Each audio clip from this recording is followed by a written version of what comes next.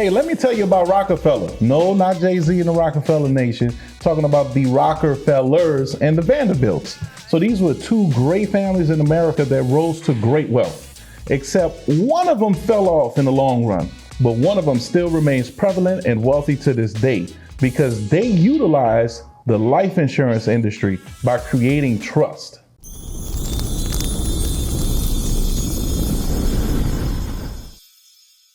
I'm Ellis Suazo, co-founder of the Wealth Academy, aka Mr. Wealth Academy on Instagram, and this is my lovely wife. I'm Jasmine Suazo, another co-founder of the Wealth Academy, and you already know, Chi-Town girl.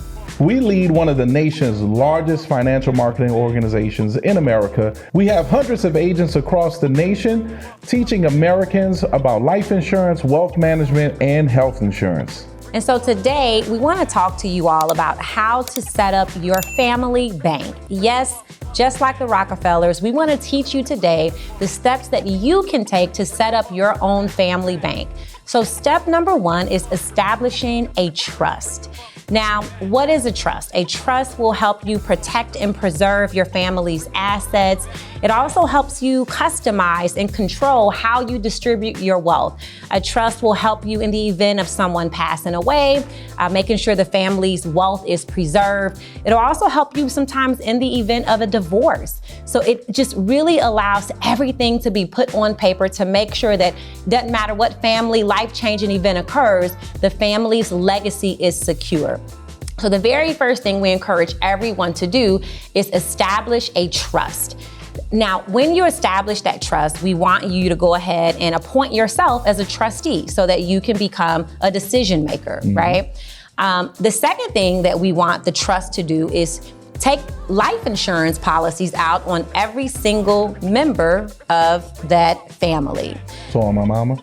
On your mama. On my daddy? On your hood. No, I look fly. I look good. That's on right. everybody. On everybody? On everybody. All right. And so it's not just any type of life insurance policy, though. You really want to make sure that the trust is taking out life insurance policies that build and accumulate cash value. Right. Because we're going to use that cash value growing inside of that policy. We're going to take it out of the policy. We're going to borrow against that policy in times of need. And that need could be unexpected medical bills. That need could even be wanting to start a business. So if I have a kid, right? Yes. And we start a trust and I get a life insurance policy that accumulates cash and my kid grows up to be now 18, 19 years old, they want to go to college. So we just go ahead and pull money out of the life insurance policy so that our kid can go to college, right? Yep, 100%. Cool. Something that I love, and if we can really explore when we talk about being able to go before a trustee board. Sometimes it's your aunts, it's your granddaddy, grandma, right? Your meemaw, your madia, whatever you call them, but going before the family with a business plan. Talk about not just sending a text asking if you could borrow some money. Right. Actually go into your family with a well thought out business plan saying, hey, I would like to borrow $50,000 from the trust to start a new business. Jasmine, I want to cut in right there because, one of the things that we have in our community, for example, is, some people will become a little bit more successful than others, and then obviously family members want to come to those who have made money, and it can get difficult. I mean, even we dealt with this, and it's like, do we say no? Do we say yes? We don't want to seem like we don't want to help anybody, but with this trust and trustee board and creating a system in place where, okay, you want to start a business, okay, send me a business plan. And I remember doing that with one of my family members. I say, you know what, that's okay, I'm gonna help you out. Send me a business plan, right? And he said, well, what's that? And so I explained to him what the business plan was, and I even went out and got a copy of a business plan and say, fill this out and send it back to me, and I'll help you out. Yeah, I think what I love about that philosophy, right, because that is your money blueprint. Wealthy people have a different money blueprint. And ultimately, the question is, do you want to be a burden or do you want to be a blessing to your loved ones? Do you want to be a burden to your family? Do you always want to be that cousin, that niece, that nephew, aunt, uncle asking to borrow money? Or do you want to come to the family with a revenue generating idea saying, hey, I've thought long and hard about this. I've done the necessary research. We have this family trust established, and the upfront capital may be $100,000. Well, you could actually prove your case to the trustee board, which is your family. They can borrow against that policy tax-free. This is what I love about the Rockefellers being so smart, so wise. That's wisdom right there, borrowing from other people's money, right, while you're alive through that life insurance policy. And I love that, making sure that that policy is properly designed to maximize cash value. And then here's a cool thing, guys.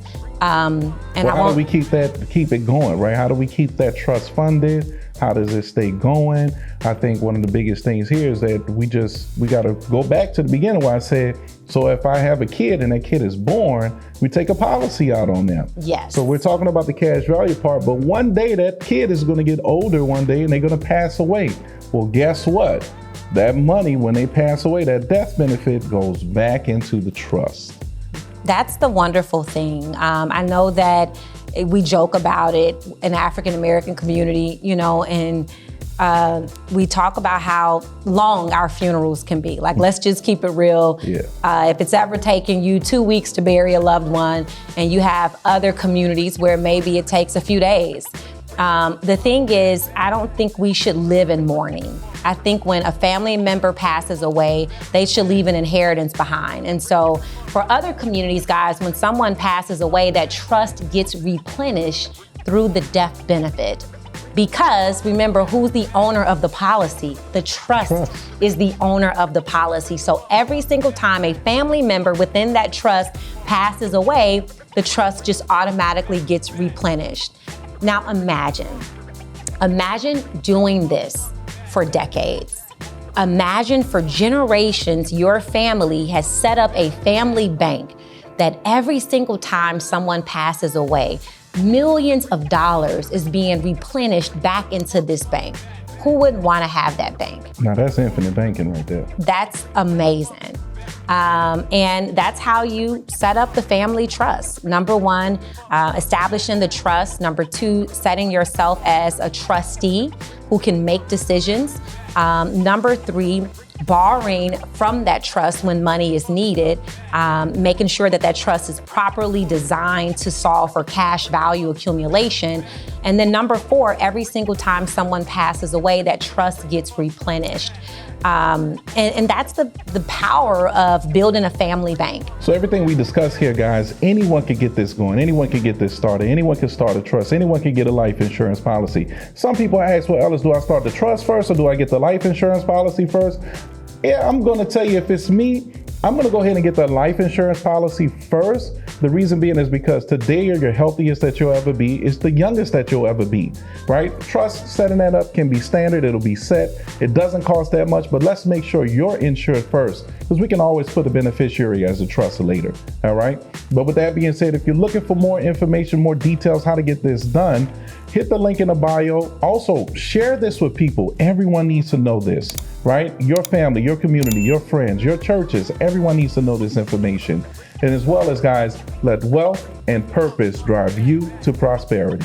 Take care.